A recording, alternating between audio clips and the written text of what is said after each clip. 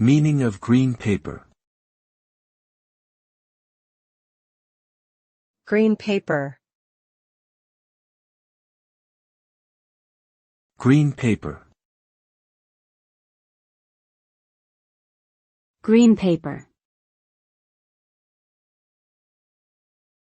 Green paper. A green paper is a document typically published by a government to present proposals for discussion and consultation before developing official policies or legislation.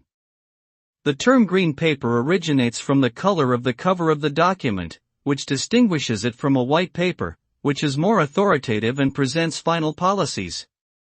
Generally, green papers are used to stimulate debate and gather feedback from stakeholders, such as industry experts, citizens, and other interested parties.